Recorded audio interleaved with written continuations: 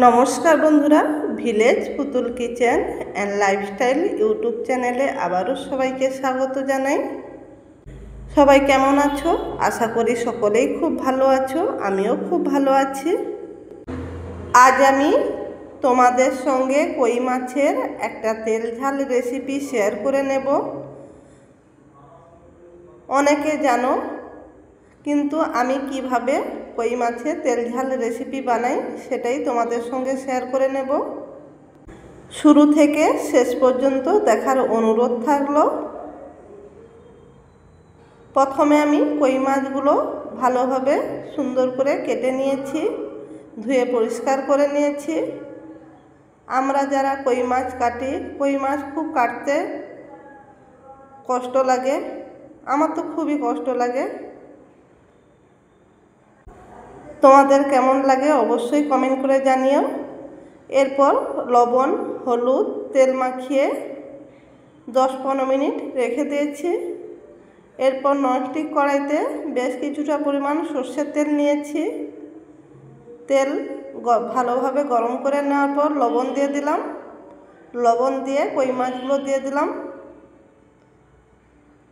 অনেক সময় কই মাছ কেটে নেওয়ার পরেও জ্যান্ত থাকে, কড়ার মধ্যে দিয়ে দিলে লাফায়, কিন্তু লবণ দিয়ে যদি তেলটা গরম করে নেওয়া হয় আর সেই জিনিসটা হবে না, খুব সুন্দরভাবে কই মাছগুলো ভেজে নিতে পারবে।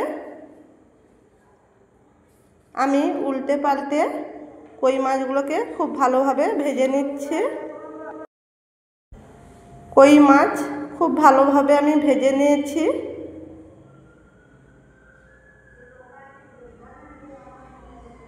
দুই পাশ সুন্দর করে লাল করে ভেজে নিয়েছি উল্টে পাল্টে। এবার একটা প্লেটে মাছগুলো তুলে নেব।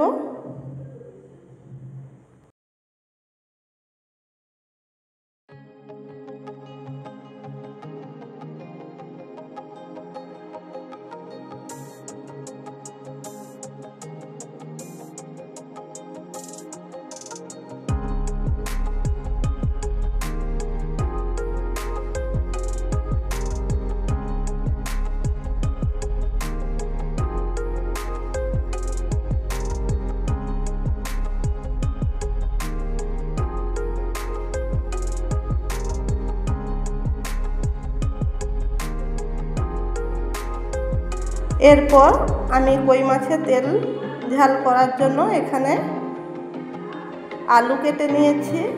আলু ধুয়ে পরিষ্কার করে নিয়েছি। লবণ হলুদ দিয়ে আলু ভেজে নেব।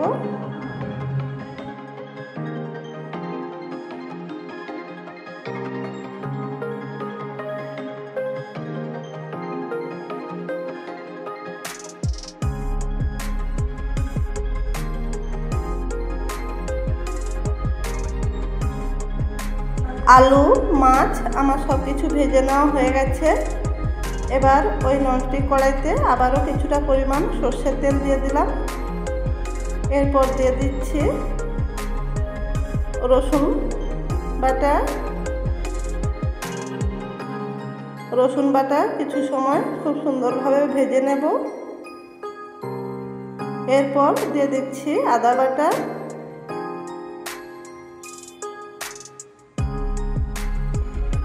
আদা কাঁচা গন্ধ থাকা পর্যন্ত খুব ভালোভাবে কষে নেব। পরিমাণ মতন দিয়ে দিচ্ছি হলুদের গুঁড়ো, লঙ্কার গুঁড়ো, জিরের গুঁড়ো,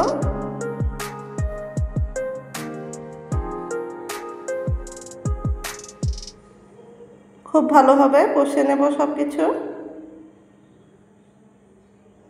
এরপর দিয়ে দিচ্ছি কাশ্মীরি লঙ্কার গুঁড়ো।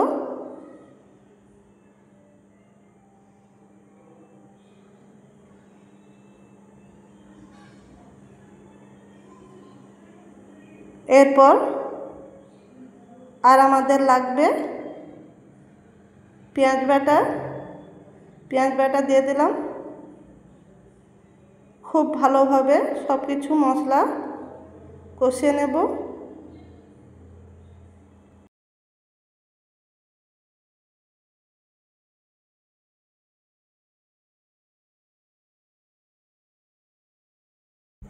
এরপর দিয়ে দিলাম টমেটো বাটা, সঙ্গে টক দই। খুব ভালোভাবে সব কিছু কষিয়ে নেব। বন্ধুরা, যদি এখনও পর্যন্ত আমার চ্যানেলে কেউ নতুন বন্ধু হয়ে থাকো, অবশ্যই চ্যানেলটি সাবস্ক্রাইব করে পাশে থাকা বেল আইকনটি প্রেস করে নিও, অল নোটিফিকেশান অন করে নিও। আর যারা পুরনো বন্ধু আছো তাদের সবাইকে অনেক অনেক ভালোবাসা। মশলাটা খুব ভালোভাবে আমি কষিয়ে নেওয়ার পর পরিমাণ মতন জল দিয়ে দিলাম। ভালোভাবে মশলা মিশিয়ে নিলাম। এরপর ভেজে রাখা কই মাছ, আলু দিয়ে দিলাম। কই মাছ আলু দিয়ে ঢাকনা দিয়ে দিচ্ছি। খুব ভালোভাবে সব কিছু সেদ্ধ করে নেব।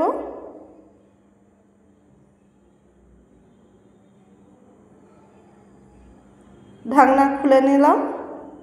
এরপর দেখে নিচ্ছি সব কিছু খুব সুন্দরভাবে সেদ্ধ হয়ে গেছে নাকি। খুব সুন্দরভাবে আলুটা সেদ্ধ হয়ে গেছে। জুসটাও অনেকটাই কমে গেছে। এই অবস্থায় আমি পরিমাণ মতন লবণ দিয়ে দিলাম। লবণ দিয়ে 2-1 মিনিট ভালোভাবে ফুটিয়ে নিলাম। নেওয়ার পর গ্যাসটা অফ করে দিচ্ছি।